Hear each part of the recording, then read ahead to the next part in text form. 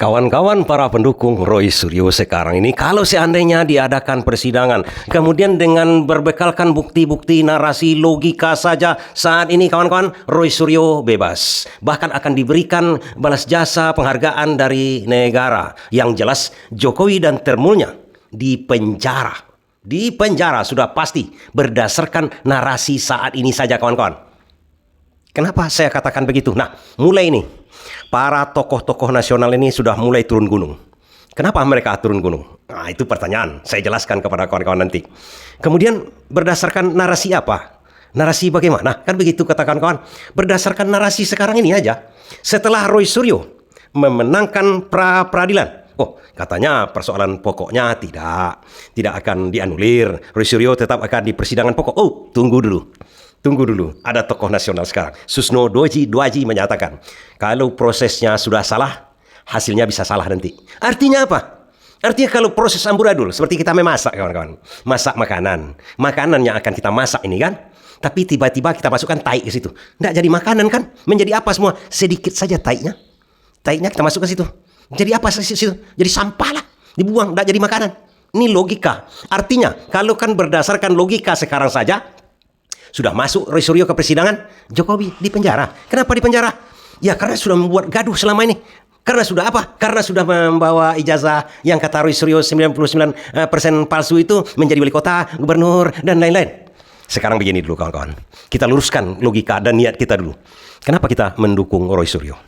Kalau kita lihat sekarang ini, proses di Roy Suryo ini kan sudah ganjil. Dan semuanya mengatakan ganjil. Salah prosesnya. Seharusnya kan dibuktikan dulu ijazah itu asli atau palsu. Baru orang ditersangkakan kan? Dia mempunyai bukti apa menuduh ijazah itu palsu? Kemudian, adakah putusan pengadilan yang menyatakan ijazah itu palsu? Adakah belum ada putusan sidangnya. pengadilan yang menyatakan Justru itu, ijazah itu asli? kenapa Sudah dituduh nggak ada. palsu? Iya kan belum ada sidang pengadilannya. Sedangkan ini produk resmi dari UGM sudah menyatakan asli. Kemudian sudah dipergunakan oleh lembaga-lembaga negara. Setahu saya ada prinsip hukum kita, sepanjang dokumen-dokumen yang resmi dikeluarkan oleh lembaga, ada nih prinsip. Kalau tidak dikatakan sebaliknya, maka oleh putusan hukum, maka itu dianggap asli. Nah, orang-orang ini menuduh tidak pernah menunjukkan buktinya apa. Kata-kata yang dia Gitu punya loh. cuma Sebentar, menuduh. saya tanggapi Bu. Polisi tidak pernah mengatakan itu asli Bu. Identik. Gak ada yang mengatakan asli. Dia tidak ada yang membuktikan bahwa itu palsu dan tidak ada yang membuktikan bahwa itu asli.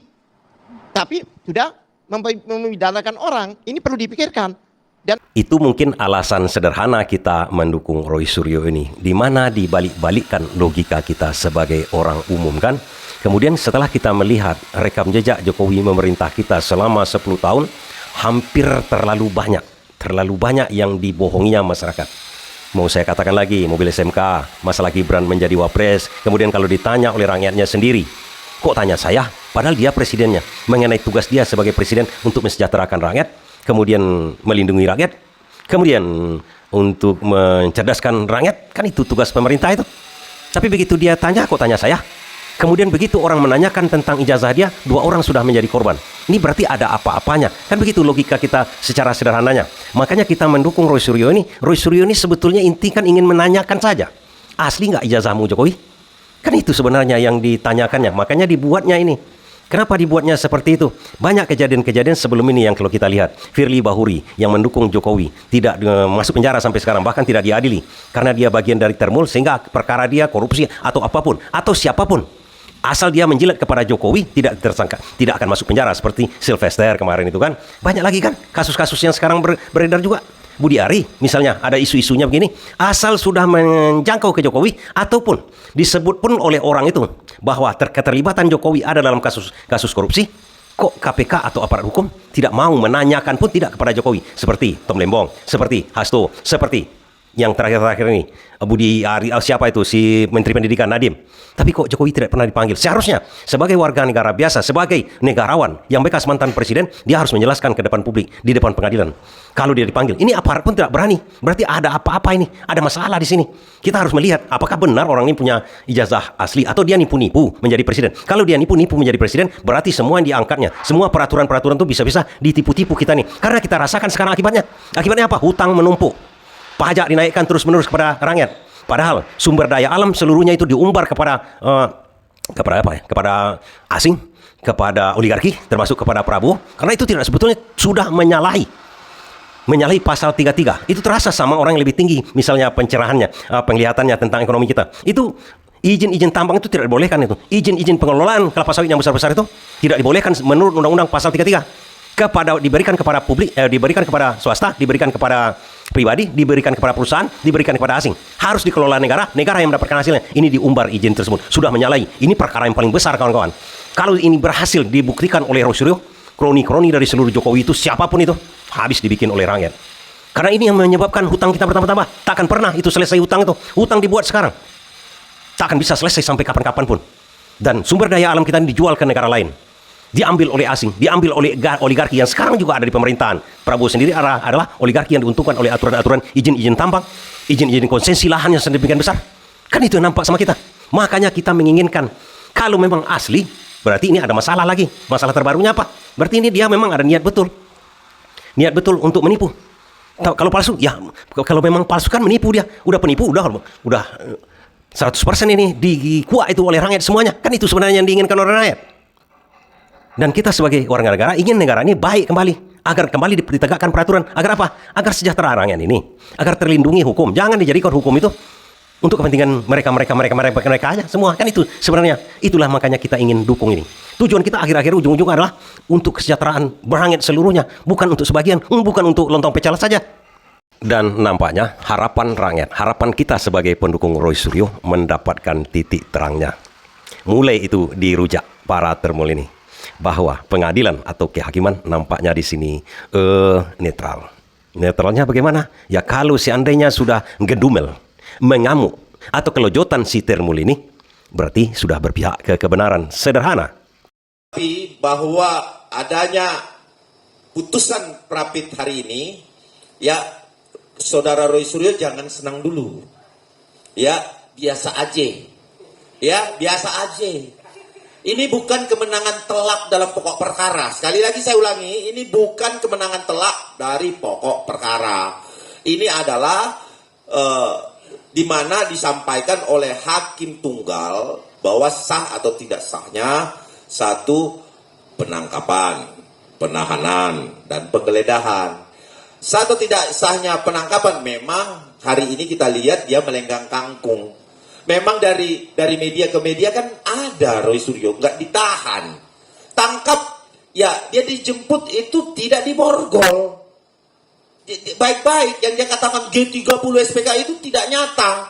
Nah ini juga yang perlu menjadi pertimbangan sebenarnya tadinya, tapi karena ini sudah selesai, saya anggap bahwa kita harus menghormati putusan Prapit. Terus kemudian ada penggeledahan. Penggeledahan apa yang diambil? Jadi jangan bangga dengan adanya putusan Prapit. Ini bukan menandakan sesuatu yang bisa dibanggakan oleh teman-teman sebelah, bahwa kemudian termul menangis. Siapa yang menangis? Nggak ada yang menangis di sini. Justru kami ya hari ini mengapresiasi Prapit yang sudah ya menerapkan ya modernisasi hukum.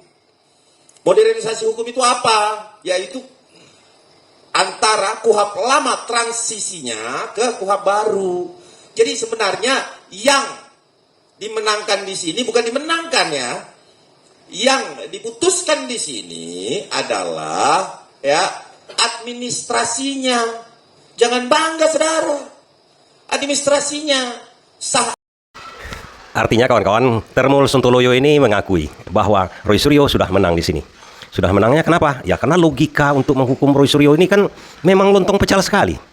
Dan yang dipermasalahkan sekarang ini di media massa semuanya bukan masalah pencemaran nama baik, masalah ijazah palsu. Sementara Roy Suryo ini ditersangkakan masalah ijazah, masalah pencemaran nama baik, bukan masalah ijazah palsu. Ini kan dua persalahan yang pokok perkara ini. Logikanya kan begitu, pokok perkaranya. Dan kebetulan netizen ataupun tokoh-tokoh di negara kita ini kan tergiring dengan narasinya para termul tersebut. ijazah belum dibuktikan, kemudian orang sudah ditersangkakan. Sepertinya nganggap remeh kemarin-kemarin ini tentang Roy Suryo kan.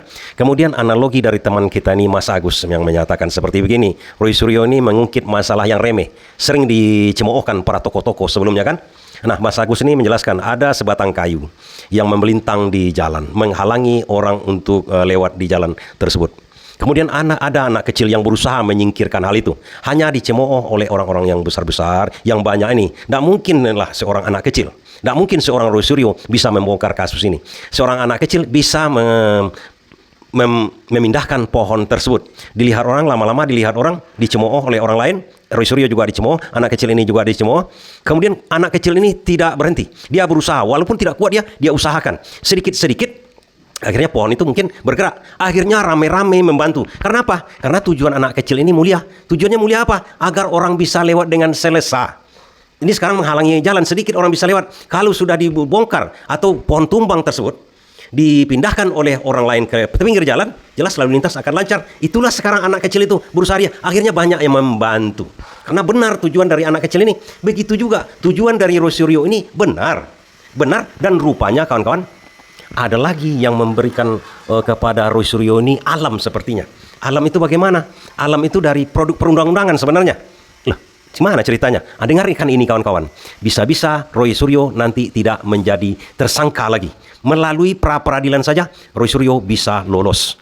Kemudian tersangka itu sebelum diputus berdasarkan suatu putusan pengadilan yang ingkrah, maka tidak boleh dibully, tidak boleh diperlakukan seolah-olah dia adalah pelaku tindak pidana. Oke, Bang Sarji. Perspektif inilah yang kemudian diadopsi di dalam KUHP baru, sehingga pra-peradilan itu menjadi forum untuk menguji banyak hal. Bukan hanya penangkapan, penahanan, dan penggeledahan, tetapi juga penetapan tersangka. Kami ingin menguji Bang pasal Sarji. 32. Apakah pasal 32 ini betul-betul mempunyai bukti yang kuat nggak bahwa mereka melakukan pengerusakan dokumen elektronik sehingga harus diancam dengan pasal pidana yang terberat? Kami yakin penyidik Polda Metro Jaya tidak punya bukti yang cukup kuat. Karena apa? Kami mempelajari dari surat dakwaan. Surat dakwaan jaksa penuntut umum pada perkara Butiba dan Mas Roy itu justru jauh dari bukti-bukti bahwa mereka telah melakukan manipulasi dokumen elektronik sehingga harus diancam pidana. Dulu. Tapi kalau dari mereka juga menuding sebenarnya dari kubu Roy Suryo juga nggak kuat buktinya. Apa jangan-jangan emang strategi mengulur waktu ini digunakan untuk justru beban pembuktian itu ada pada Pak Jokowi. Nah, ini aneh lagi kalau bukan perkara pembuktian pidana. Pak Jokowi. Ini perkara pidana. Pak Jokowi sebagai korban. Kita bukan perkara perdata. Masa harus siapa yang melaporkan suatu perkara pidana bahwa ijazahnya asli, maka dia harus membuktikan bahwa dia ijazahnya bagaimana asli. Pak Jokowi Ini perkara pidana. Pak Jokowi yang dituduh sebagai korban, kemudian dia harus membuktikan. Jaksa sudah mengambil alih ini yang perkara difitnah pidana. Pak Jokowi. Pak, kawan-kawan, betapa jauhnya penggiringan opininya nih. Padahal dalam kasus pidana sebenar-benarnya sekarang ini, yang membuktikan kesalahan dari Roy Suryo ini seharusnya Jokowi, yaitu masalah ijazah palsu. Jokowi yang harus membuktikan. Coba perhatikan di sini. Betapa ini memang dikuncang-kuncang ini masalah hukum nih. Ini membuat kita jijik akhirnya. Kalau masalah perdata, iya. Ini berbeda-beda dalam hukum ini, dibelok-belokkan. Ini yang membuat kita jijik akhirnya. Dan ini mau diungkit di pra-peradilan oleh Roy Suryo. Bagaimana kita tidak akan mendukung dan bisa dipastikan nanti lagi. Bisa dipastikan lagi. Roy Suryo akan menang lagi kalau pra-peradilan yang kedua ini.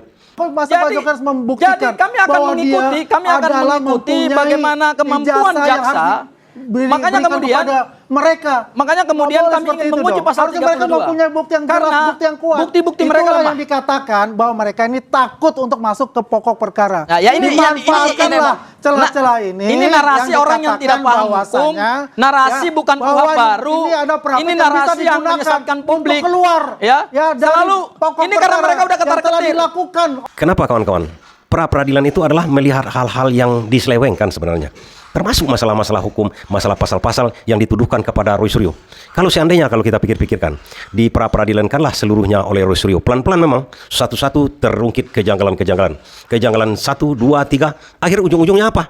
Seluruh kejanggalan itu membuat perkara ini sebenarnya berbalik. Sebenarnya Jokowi ya sebenarnya yang mencemarkan nama baiknya Roy Suryo. Kenapa begitu? Bisa-bisa karena memang ijazahnya palsu. Sengaja dibelokkan ini. Agar apa? Agar ijazahnya tidak diperiksa. Sehingga pasal-pasal ditumpukkan semuanya kepada Roy Suryo. Dan lontong pecalnya, polisi kemarin membuat pasal itu kepada Roy Suryo. Ini udah kesalahan total. Kesalahan total kawan-kawan. Artinya kan sederhana.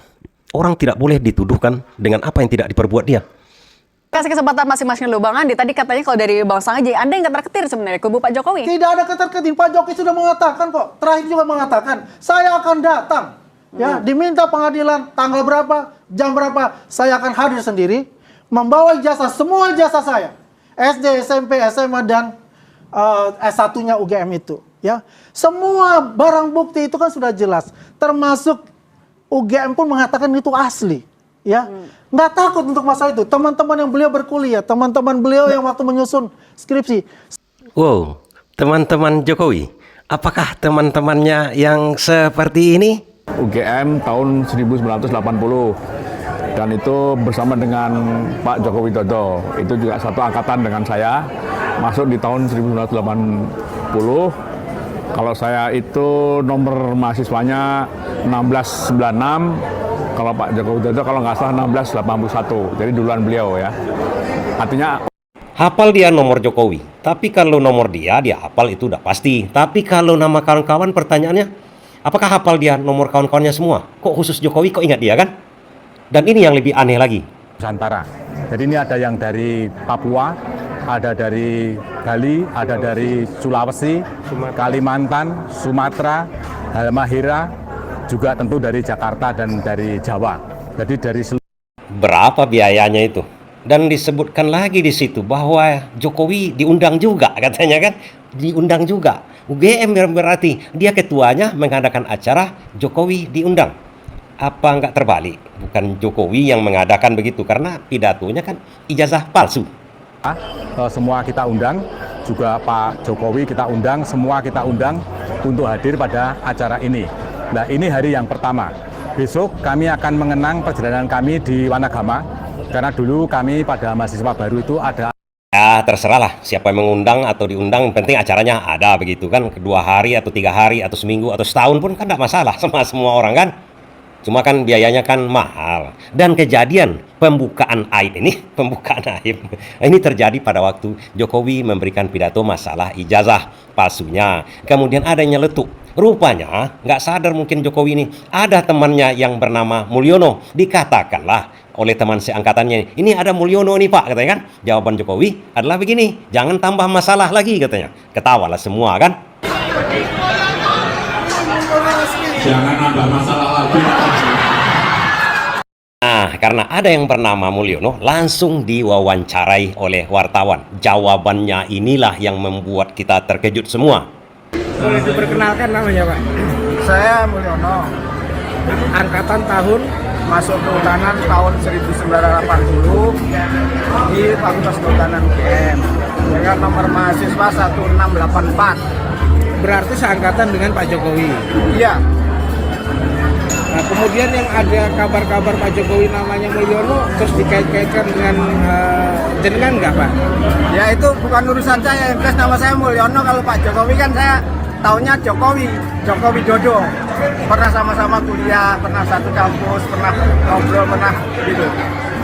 Berarti yang dibilang-bilang Mulyono itu sebenarnya orang lain terus dikait-kaitkan sama teman kuliahnya, Bapak pernah nggak itu dikaitkan? Ya saya nggak mau tahu itu, orang nggak pernah ada orang nanya ke situ. Pak kawan-kawan di kampung aja, Pak Mul itu Pak Jokowi kawan, iya kawan satu.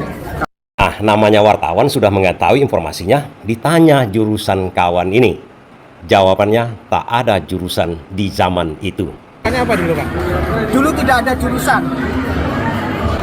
Kalau Pak Mulyono sendiri jurusannya apa? Saya Fakultas Kehutanan, cuma skripsinya saya ngambil bidang ekonomi manajemen. Jadi tidak ada jurusan, Fakultas Kehutanan. Jadi saya tegaskan, tidak ada jurusan saat itu, cuma saat skripsinya ngambil apa. Kali-kali dia mengatakan, tak ada jurusan, tak ada jurusan. Di buku itu kan nggak salah, pokoknya tidak ada jurusan, cuma bidang studinya. Dan begitu ditanyakan jurusan teknologi kayu, tentu saja wartawan sudah mempunyai rekam jejak digitalnya bahwa Jokowi ini keluar-keluar mengatakan bahwa dia jurusan teknologi kayu. Jawaban dia sungguh sangat mengejutkan. Teknologi kayu gitu nggak ada Pak? Setahu saya teknologi hasil hutan, cuma saya nggak tahu karena itu kan kampus ya. Saya kan tidak banyak di situ. Pertanyaan kawan-kawan, kapan Jokowi menyebutkan dia jurusan teknologi kayu? Tahu yang berubah saya atau yang berubah Pak Kasmujo. Tapi sekali lagi Pak Kasmujo, Saya mengaturkan banyak terima kasih karena bimbingan Bapak di jurusan teknologi kayu, saya bisa menyelesaikan skripsi saya, meskipun saya lupa juga bolak-baliknya berapa kali.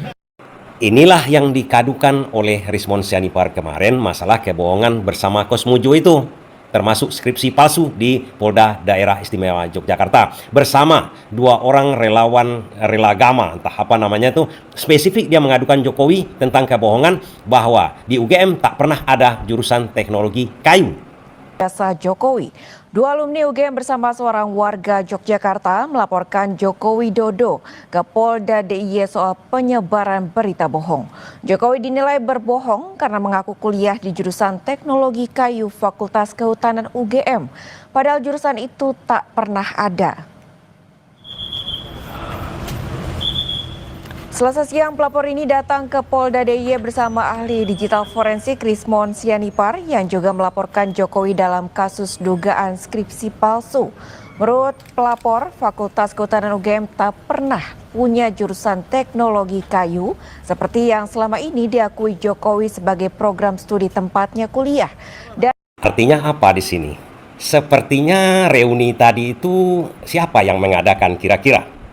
Sidang yang sekarang terus pra peradilan. Oke, sekarang diterima. Nanti dan terus menerus kapan akan masuk ke pokok perkara? Oke. Nah, tadi Bang Sajib, Pak Jokowi juga nantangin loh, akan bilang akan bawa semua ijazahnya, kan juga bentuk tantangan. Loh iya, itu kewajiban hukum beliau karena beliau yang Pertanyaan dari publik menyatakan ijazah mana yang dibawa oleh Jokowi.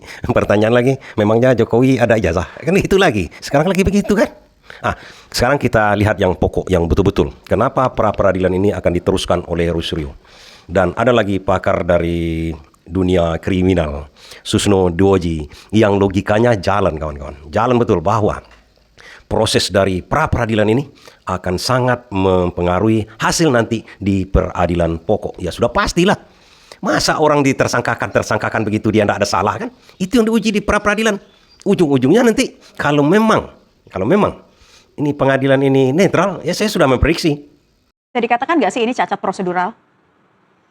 Ya, begitu saya berpendapat ya sama dengan Pak Fikar, dan pendapat saya yang kedua adalah menunjukkan bahwa kepercayaan masyarakat kepada pengadilan sudah bagus ya, ada peningkatan. Kalau selama ini orang mengatakan kalau pra-peradilan, khususnya kalau di Jakarta Selatan, itu 0,00% untuk menangnya. Itu 0,1 ya, jadi kecil sekali.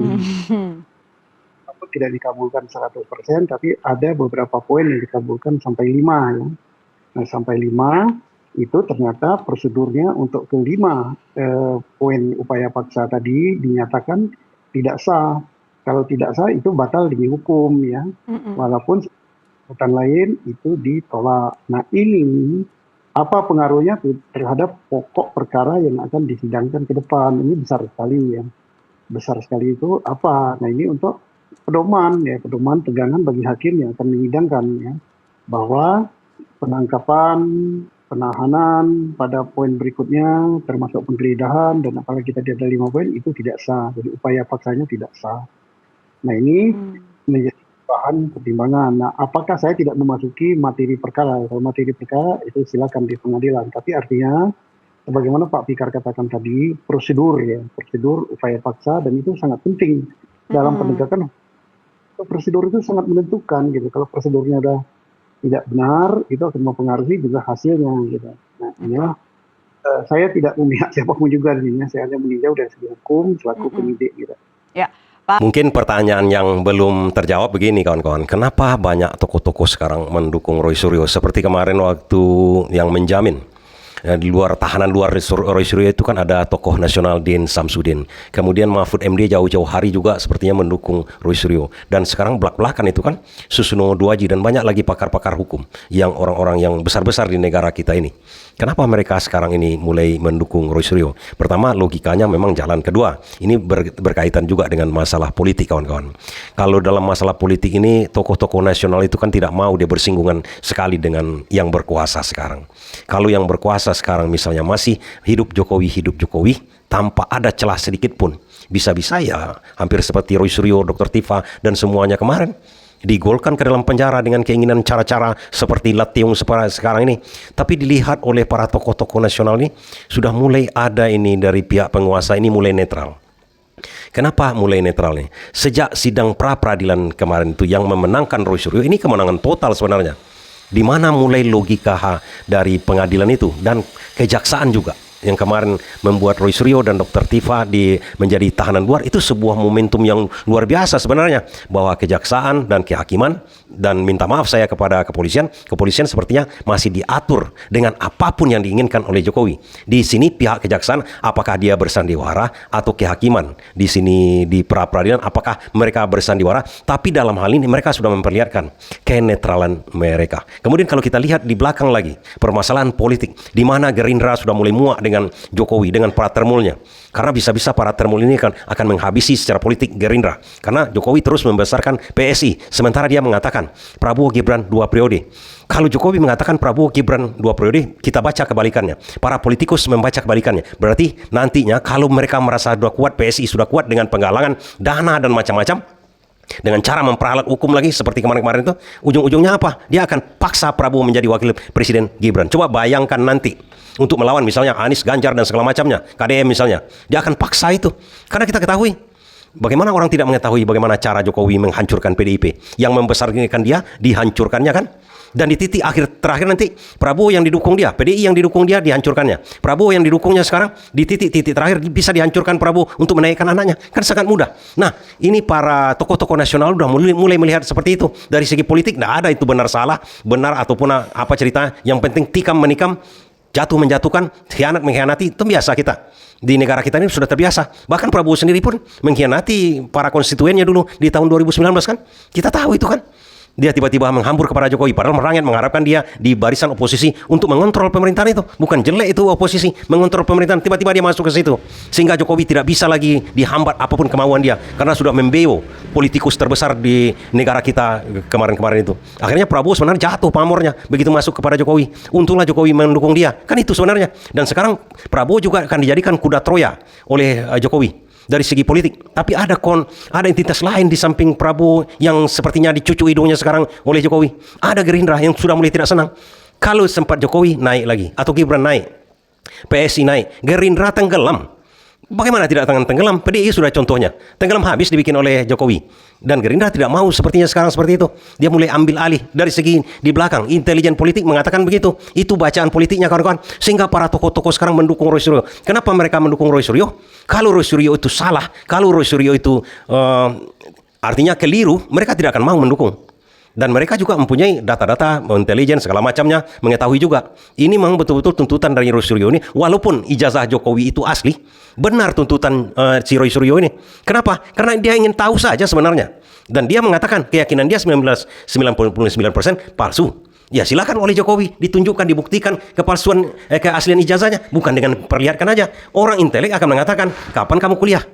Kalau ditanya di persidangan nanti, di pra-peradilan kah atau di pengadilan umum nanti, itu akan ditanya Jokowi, apa jurusanmu? Teknologi kayu. Memangnya kamu tahu teknologi kayu? Di mana kamu bertugas dulu? Bagaimana pekerjaanmu? Bagaimana ujianmu? Apakah dalam istilah ini kamu mengetahui istilah teknologi kayu? Akan sampai di situ nanti dicecar Jokowi ini oleh tim ahlinya dari Roy Suryo. Dia mengaku dari jurusan teknologi kayu. Akan ditanya orang ahli teknologi kayu. Minimal 10% dia mengetahui ilmu yang dituntutnya selama bertahun-tahun di UGM kemarin. Itu udah pasti. Bagaimana jawaban Jokowi? Bagaimana juga ditanya para termul-termulnya atau kawan-kawan yang seolah-olah itu adalah kawan-kawan dibayar dia kan? Kan banyak permasalahan itu lagi.